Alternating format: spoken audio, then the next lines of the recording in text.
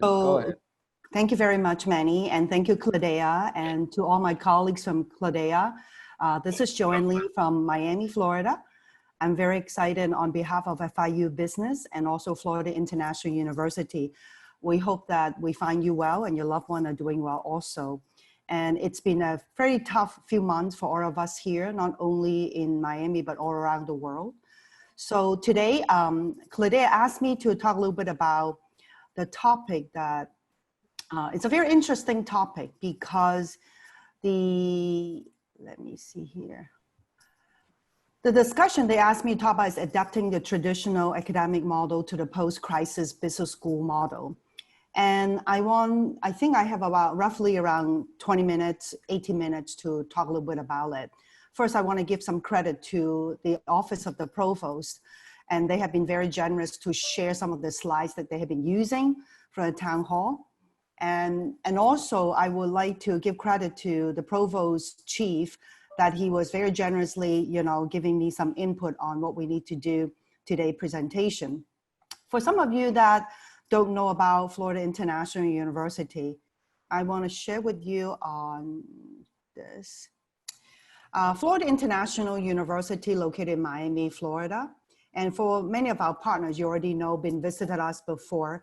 But at this point, Florida International University is already a Research One public university. And we rank number 4 by enrollment in the United States. We have roughly around 58,000 students.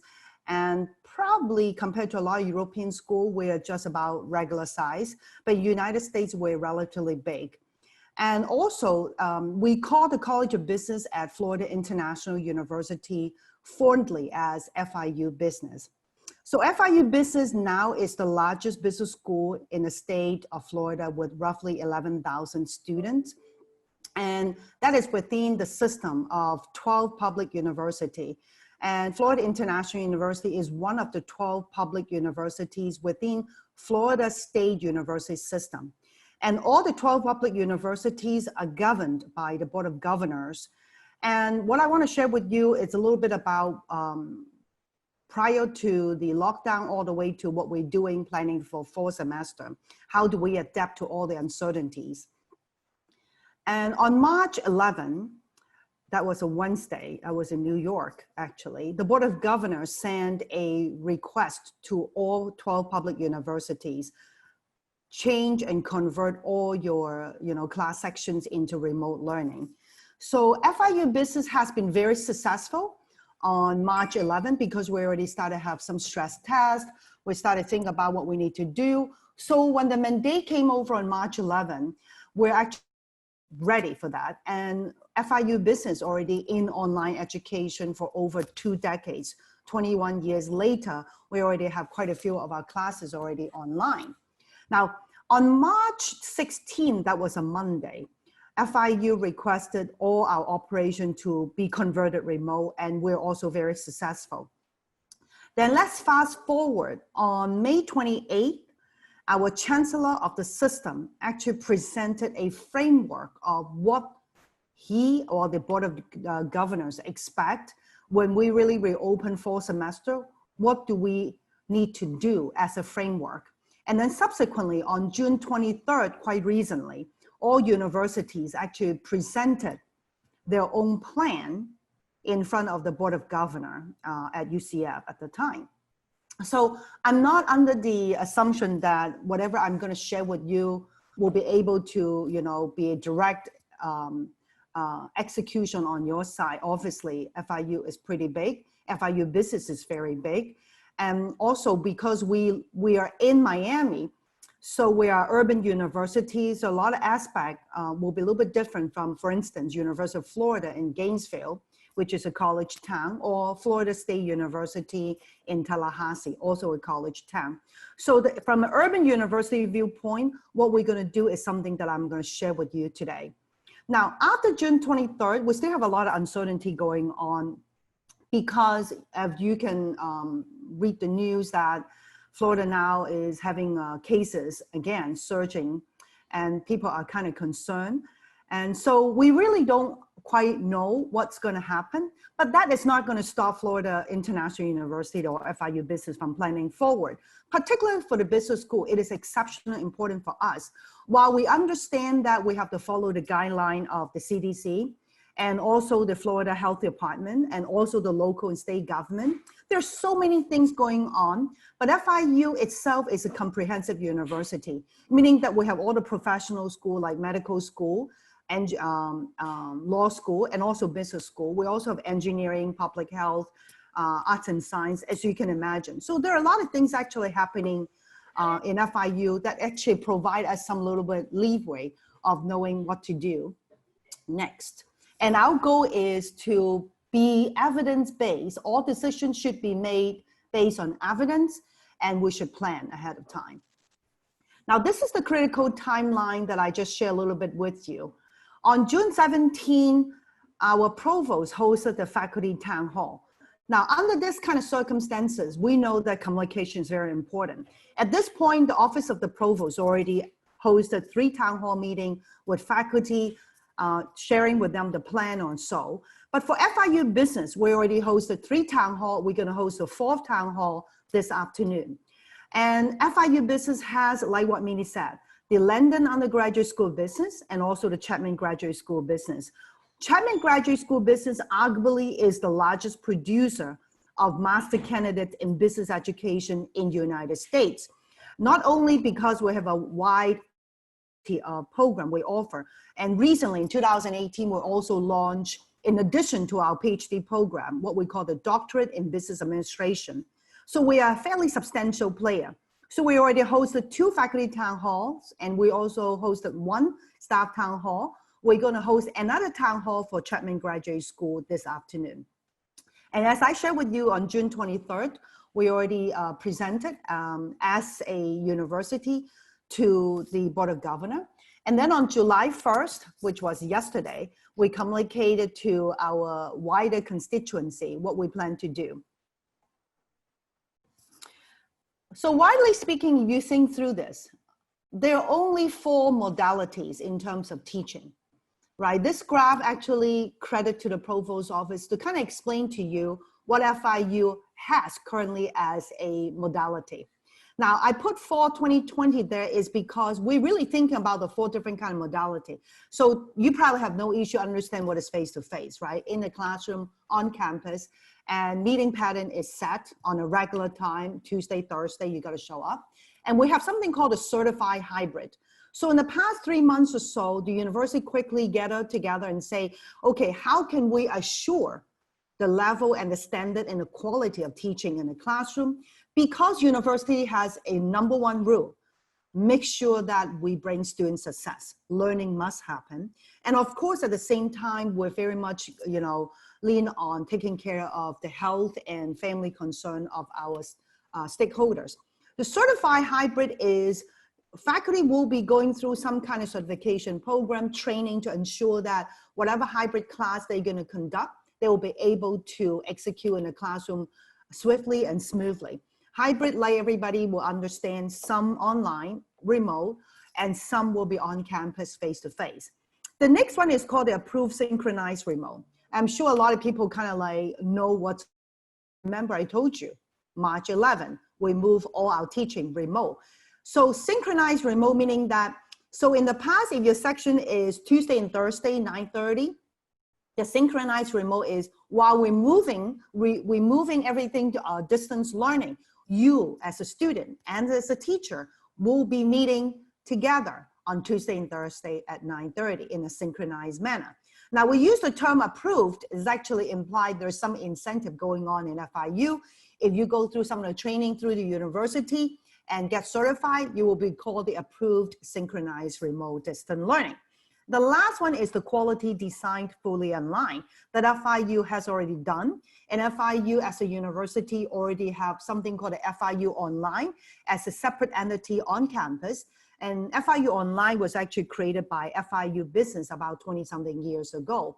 And this is actually very important because all our online teaching is what we call the quality measure certified. So our goal is to make sure that we maintain certain kind of level of quality. Now, this is the original modality on the left. And to show you what FIU has done as a university before this whole lockdown, the breakdown of our original modality, you have roughly 60% is face-to-face, and then you have 22% online, and around 9% hybrid, and there is something called none. And then when you move to the right side of your presentation, you see that now you see the face-to-face shrank quite significantly from 60% to 19% in anticipation of both social distancing or whether it will ever materialize to phase 3, as United States call it, that you can actually go back to campus with very little constraint. And then you can see that our remote, what we call the remote synchronized learning mode, increased into 40%, which is something that we did not have. This is what I refer to as an approved remote learning.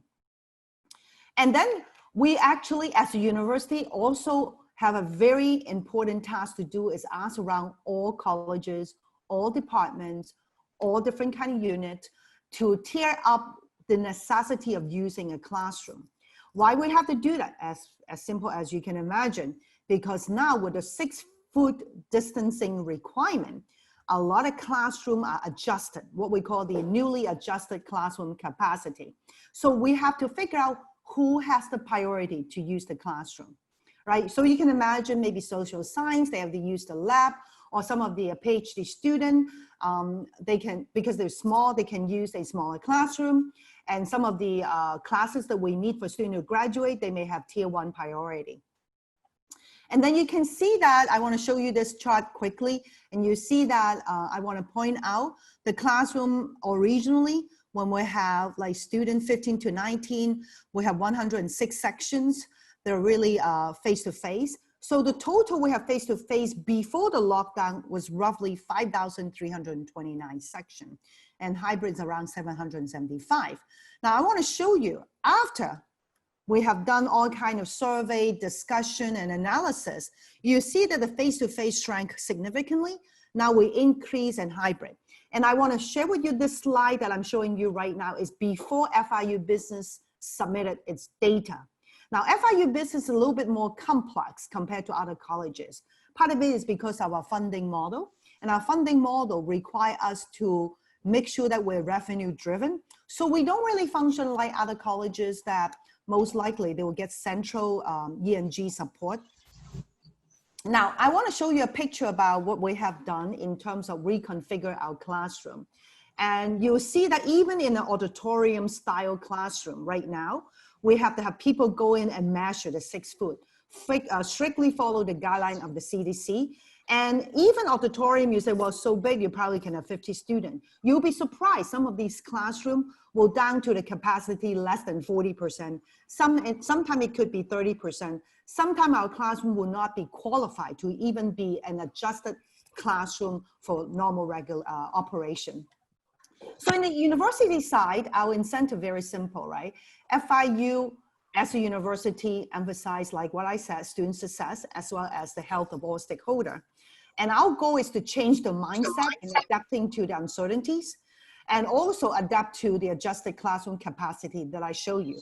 Now, but from FIU business viewpoint, as I share with you, because of our funding model, we have to have a high degree of autonomy. And luckily, we got support from the provost, and the provost allow us to run with a high degree of autonomy. And our goal as a business school is very simple. We must maintain reputation as the leader of business education. For some of you that are not aware of that, FIU Business recently being ranked by the QS World University as #9 ranked in the world for executing what we call the professional MBA program. And funny thing is, the professional MBA program is actually an online program. And our goal is very simple. We want to minimize disruption of classroom modality, making sure that we honor what we promise our students. Simultaneously, since March all the way up to today, we communicate tremendously every Friday with all our stakeholders, faculty, staff, and students to encourage them to think like an entrepreneur, meaning that to set expectation on them, simultaneously allow them to think how to adapt to the uncertainty. Now, this is what FIU business breakdown is going to look like. From the Chapman Graduate School, you see that many of them are face-to-face, and actually quite a few of them are already online and hybrid. So we have a little bit easier time than most part of the university. And then for the London Undergraduate School, we are actually leading all the other colleges in providing online education. This is a mandate created by the Board of Governors a few years ago to ensure that some of our deliverable will adjust to some student that may not be able to show on campus. I want you to focus on the gray and the yellow side, the face-to-face and the hybrid sections, because they are the one that we are going to target on. The online section will be fine. Our principles are very simple. We must transition students, faculty, staff into normalcy. However you want to define normalcy, whether it's a new normal or not, we do believe that our natural habitat are each other, our people. Our natural habitat is not in the kitchen, not in your living room, not in your dining room, not in your bedroom. Our natural habitat is each other. We believe that transition student, faculty, staff into normalcy is very important. Second thing is we are going to keep our courses as scheduled and advertise to the best of our ability. What does it mean? If a faculty actually has underlying health concern, we as a university, as a college, is not going to mandate you must show up, because some people really do have, health issues. For instance, I am a cancer survivor. I really at a very high risk. I am 74. Okay, so we want to be accommodating. So what we want to do is we're going to look at individual program, whether this program is indeed required face-to-face. Then we ask if there is any other faculty that we can put in. If not, can we negotiate with the student to allow this one course within the face-to-face program to be online or remote learning? The next thing, guiding principle that we always said, we have to maintain regular usage of our classroom. Remember, FIU is a state university. These classrooms are the state property. And for us, having control of the classroom is very important, because FIU business will greatly embrace technology. And having the ownership of the classroom will allow us to maintain all the technology, training, and all the utility of the classroom. Lastly, because there's so much of uncertainty going on, we have to think alternative student assessment for fall semester. Imagine if you have a face-to-face in the past, you have the proctor exam, but now going to this uncertain situation, we don't even know whether all students will be able to show up.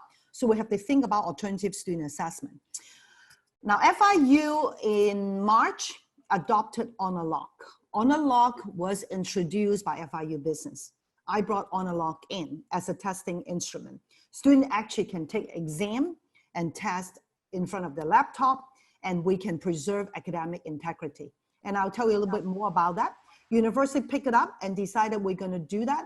So in summer, we provide free Honor Lock testing for faculty who is willing to participate. And in fall, all faculty will provide up to 4 Honor Lock testing for each student. And it will not, the cost will not be passed on to student, and it will be covered by the university. So our strategy to reopen FIU business, we are going to maintain scheduled face-to-face and hybrid classes with the following strategy. We're going to incorporate what we call the hybrid model of rotation and or remote instruction. Allow me to explain a little bit. For some of you, if you read an article probably came out 6 weeks ago from Inside Higher Education, and they actually talk about different kind of model. High flex is model 13. Model 13 high flex, what does it mean? Meaning that, let's say in the past, I have 50 students in a classroom, but because of the adjusted classroom capacity, I hold 50 students, but I can host 25. So what are we gonna do? We're gonna rotate a student. Okay, the first group of students, 25, will come on Tuesday. The other group will come on Thursday. On a Tuesday, the group that actually cannot show in a classroom, we will use approved synchronized remote distance learning. So in the classroom, we will have a live stream interaction. We will use MediaSite, which is a hardware. We can also use Camtasia, which is a software, to capture all the lecturing for the student. And some of them can use Zoom in the classroom instead of MediaSite, like what we're doing. And we quickly have our technology team start to launch workshops to train people how to use a whiteboard so that they can be, effective in front of a Zoom teaching a class. Our goal is very simple, as I share with you. We must try to keep our modality as to the best of our ability. So you see that this is a flyer. We kind of like try to build a presentation. Yes. Okay. So, all right, Manny is not telling me to stop. Good. So this is a slide that we want to share with people saying that FIU business goes HyFlex. Now, truth be told, we do not know when the state of Florida will be going to phase 3. If phase 3 comes before August 25th, FIU business is expecting to go HyFlex model, allowing our students to show on campus through rotation and live stream. Right now, FIU as a university just extended our remote work till August 8th. And as in terms of the university, we have already started to acquire a face covering. And in fall term, every single faculty and staff will be provided 2 reusable logo face mask, and so that they can wear on campus, and they're reusable, they can wash at night or so. Every single classroom will be provided with sanitizer wipe. And also on campus, we'll make, face covering vending machine available should a student forgot to bring their own face covering. And on top of that, FIU business, along working with FIU as a university, we are also doing an app called, it's called the P3, Panther Protecting Panther Program, P3 app. And every single faculty, staff, and student will be required to answer questions every morning before they enter the campus, so that to provide a more accurate contact tracing. And through the app, student, faculty, and staff will be able to determine whether today I can go back on campus or not. And something similar to, if you read Wall Street Journal recently, they have an article about how the new normal is going to be. FIU is actually going to do the following. And I know that I will not be able to share everything that what we're doing in FIU and FIU business, but I like to at least create an opportunity and honor the host time limit that I have about 20 minutes to talk. Oh, yeah. So, yes.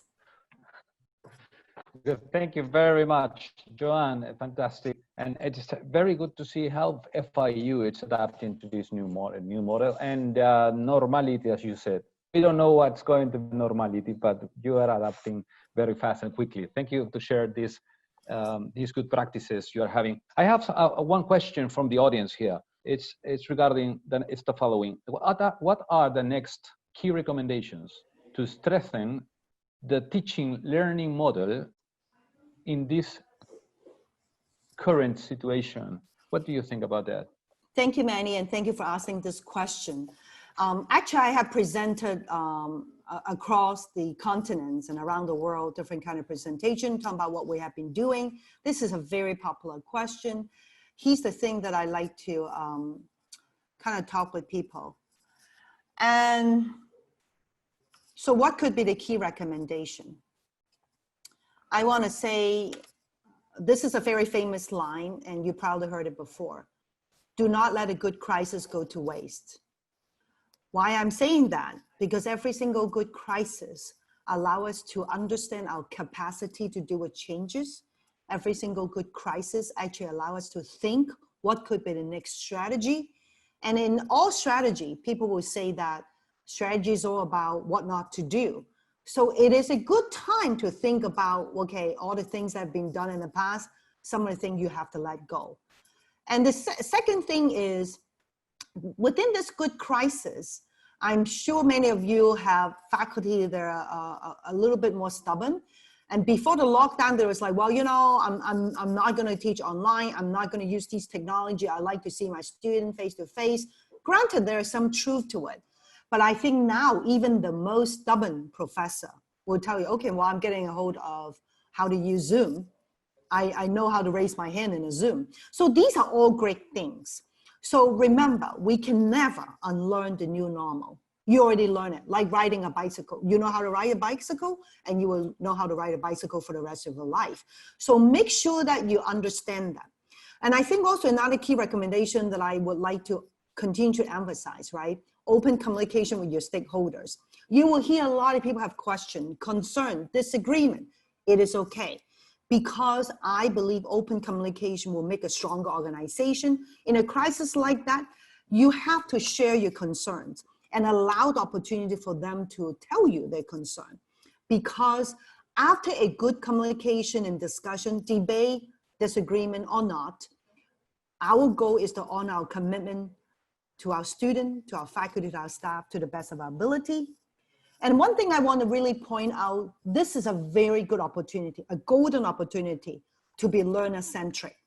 For years that we've done online, for years we tried to done asynchronized and synchronized, learning model, but we never really pay enough attention to how to improve learner. It could be executive, it could be student, undergraduate, and graduate. How can we find way to make sure that they will continue to progress as a learner, regardless of what modality we're going to use, whether it's a remote learning, synchronized, online, or whatever. And I think one of the things that, the fundamental of a good organization, you always invest in your people. You got to invest in your faculty, invest in your staff. There'll be time that you'll have to take a break, take a course, don't do about office work. Just take 2 hours this week to learn something. This is important at this time. And also plan your technology and support along the way when you execute your strategy, because technology is not going to go away. And I know they're expensive, but you can do it incrementally.